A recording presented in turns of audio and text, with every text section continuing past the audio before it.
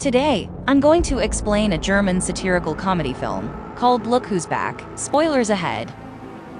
The beginning of the movie is set somewhere during the Second World War in Berlin. The Führer Hitler is with a behavior coach named Keppel. Hitler expresses his disagreement with the gesture of people's greeting to Keppel. He complains that though the Nazi salute is out-fashioned, people need to at least raise their hands up to the wrist and show respect. Then he narrates that he has done everything humanly possible to destroy the foundations of the enemy who desecrated their soil. He finds Germans' existence incomprehensible, and finds it alarming that he is here too. In the following scene, he wakes up on the ground somewhere in a forest. Looking up to the sky, he sees that the enemy aircrafts are missing, and guesses that they might have taken some rest. Suddenly a ball comes bouncing towards him and stops just at his side.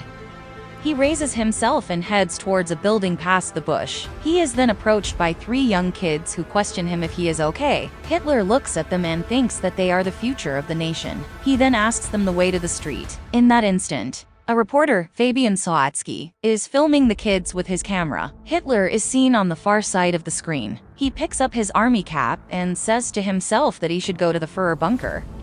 Hitler gets to the street and is amazed by people riding mono-wheeled bikes. He finds people capturing him on their cameras, and expresses that though the rumble went, people have gone mad. Then he feels a modern car by his hand and questions himself if he fell into a coma and missed the victory. He realizes that he is not aware of his situation entirely and alerts himself to collect more information. Then he asks the man about the location of Chancellery, but the person instead asks him for a picture. He gets disturbed by the camera's flashes as people come near him and take photos and turns confused by the unusual events around him. He concludes that something went out of hand in this place as Hitler walks away. He finds a woman speaking in German on her phone. He comes closer and asks her about the current date, but the woman is terrified and sprays his eyes. Hitler cries in pain as his eyes get reddish and his vision gets blurred. He stumbles and walks to a newspaper shop nearby. He gets shocked to see the date, October 3rd, 2014, written on the paper and falls to the ground at once. Somewhere else, the boss of a TV station, Karner, praises Mr. Christophsen Senbrenner for his excellent job as the deputy's head. He proposes a higher solution, but instead announces another worker named Ms. Katja Bellini as the managing director. Due to this, Christoph is shocked and dissatisfied. He comes to his office and vents his anger out at a struggling filmmaker named Fabian. Despite Fabian's best attempts to convince his boss, he gets fired and thrown out by the guards. Sometime later, Hitler wakes up at the news shop and asks the owner about the date. He confirms that it is, in fact, 2014. A confused Hitler questions if the shopkeeper has kidnapped him and suspects that this is all a trick play of the enemy's secret service. He threatens to kill the shopkeeper if he is working for the enemy, but the shopkeeper gives him a bar of chocolate instead. Hitler opens it after quite a struggle and sniffs it. He declares it to be industrially pressed green and questions the shopkeeper if there is still a shortage of bread. The shopkeeper asks Hitler if they are filming a documentary somewhere nearby, mistaking him for an actor. The shopkeeper then says that he looks exactly like the Führer, to which Hitler replies that he is the Führer. After that, Hitler sees the Turkish newspaper and asks if the shopkeeper has Schirmer or Panzerbar. The shopkeeper says that he has more Turkish customers. Hitler is astonished at the presence of Turkish people in Berlin. He then starts collecting information from the newspaper while reading it. He assumes that he didn't win the war in the past, and Germany was given to the hands of clumsy women, having the charisma of a wet noodle. He further laments the existence of Poland and concludes the war to be a total waste. Meanwhile, Fabian looks upon his video reporting about soccer and sobs, sad at the fact that he was fired. Don't worry, Fabian, in a couple of years you can get a job on YouTube. His mother calms him and asks him to pause the video. Noticing Hitler behind, Fabian is amused at the discovery of a person who looks so similar to Hitler. Back in the shop, the shopkeeper asks Hitler to keep the newspaper aside and stand outside. Hitler grudges at being asked to work. The shopkeeper suggests Hitler clean his clothes for they stink. He then goes to a laundry place and asks them to clean his uniform. Hitler asks if they have another uniform since he cannot walk away naked. Hitler doesn't understand that he's in modern-day Germany now, and nudity is no big deal. Next, we see Hitler walking to the news cellar with jeans and a sweater on. Hitler's look in Busen. Fabian, on the other hand, has somehow managed to find him and is waiting for him in the shop. After getting a look at Hitler, he is amazed at his appearance. Fabian asks Hitler if he can film him as he marches through modern Germany. Hitler agrees with the idea. Fabian takes up some cash and a car from his mother and begins his journey with Hitler. The two end up in a hotel where Hitler gets amused at seeing the television. He then decides to talk about politics in Fabian's presentation. He goes to places asking people regarding their views on politics. After the interviews, he finds that there was minimal impact of democracy upon people during his absence. He inspects discontent and suppressed anger in people, which reminds him of the 1930s, when people had similar views but lacked the term political disenchantment. People tell Hitler about the problem of immigrants in the country, making Hitler push his idea that mixing the races doesn't work. Later, Fabian asks Hitler the source of his unique mustache. Hitler replies that he cut his mustache to a shape that fits a gas mask. A while later, the two end up on a farm where Hitler gets bit by a dog. He is enraged and shoots at the animal. Fabian scolds him and seizes the gun. As the tour goes on, Fabian eventually runs out of cash, but he thinks of a plan and convinces the passers-by to have their sketches drawn by Hitler. Hitler finally gets to exhibit his creative side and draws sarcastic pictures which people find funny and pay for. They continue their trip after collecting enough money back in town. Fabian shows a clip of Hitler to Christoph. The video has a lot of views as Fabian has uploaded it to the internet. Christoph is impressed by the large number of views on the video. He asks Fabian for Hitler's name and contact number. After meeting him, Christoph suspects Hitler to be a lunatic and asks Fabian to take him away from his office before leaving. Hitler enters the director's office and asks her to save Germany together with him. Interested by the idea, Melanie asks him about the plan. She quickly asks her assistant to prepare a proper TV format for broadcasting the Führer. On listening to Hitler's idea, Fabian then threatens Christoph to give him his job back, or else he will take Hitler away. On hearing this, Christoph makes him a kitchen boy, promising to promote him when a new editorial post opens up.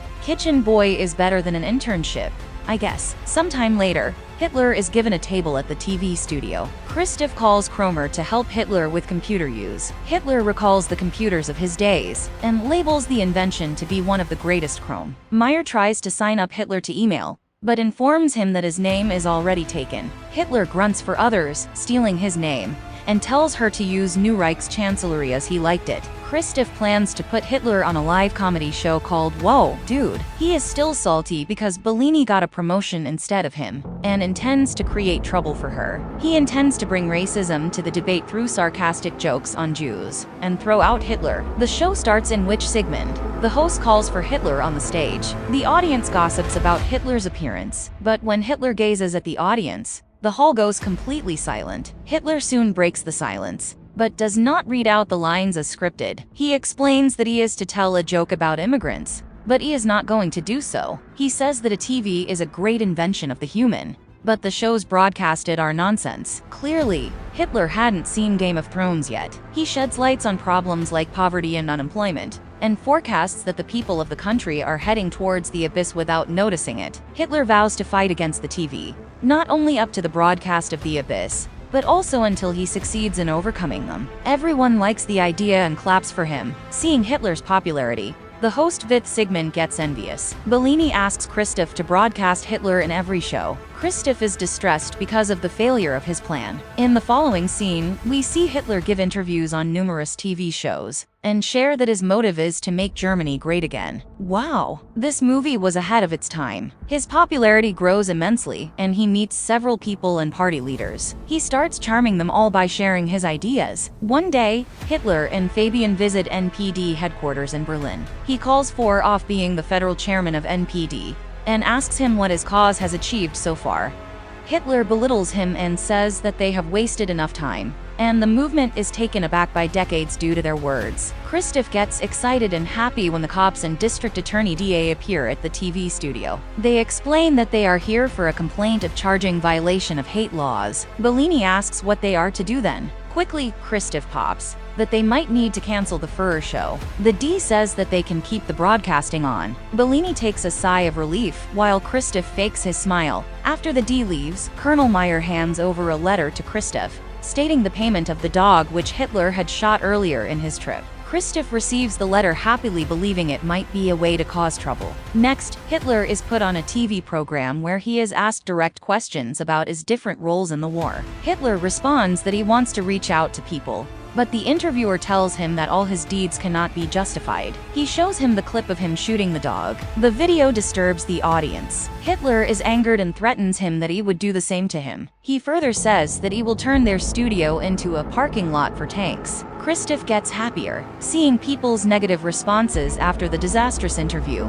Bellini is fired, and Christoph is appointed as the new manager. After that, Hitler goes to Fabian's house and starts living with him. He expresses amusement at the path taken by destiny and starts to write his second book. The book soon hits the market. 3 months later, at the TV studio, everyone sits in a meeting where the massive loss that the company has gone through is discussed. Christoph believes that with segments show will put them back on track, but one employee informs him that he has quit his job. Christoph gets tense and mad at the selected employees for losing the show. One of the staff suggests getting Hitler back, which interests Christoph. He looks for Hitler again and offers Fabian that he will invest $1 million in the film that Fabian and Hitler are shooting, if in return they let them broadcast the movie on their TV station. Hitler and Fabian come to Colonel Meyer's house, where Colonel Meyer's grandmother identifies Hitler. She claims that Hitler gassed all the people up and killed them. She calls him a criminal and shouts at him to get out in the car. Hitler shares that he is surprised at Colonel Meyer being a Jew. He starts to belittle Jews, calling them less of humans. Fabian gets disappointed. Hitler's actions and his words. Back in the set,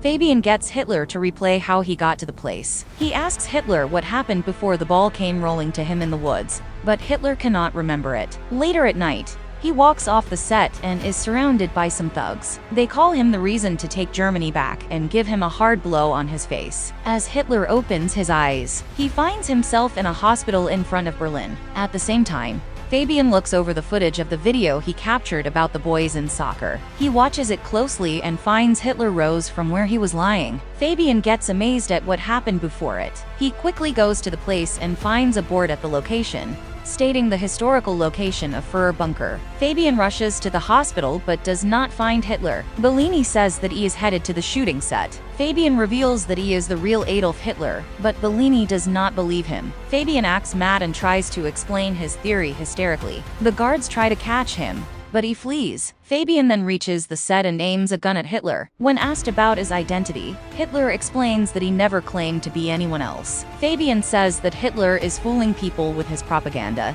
to which Hitler replies that people elected a leader who shared his whole idea openly in 1933. Fabian takes Hitler to the top of a building with his gun. He corners Hitler and declares him to be a monster. Hitler in turn claps back, saying that ordinary people elected an extraordinary man and entrusted the fate of the country to him.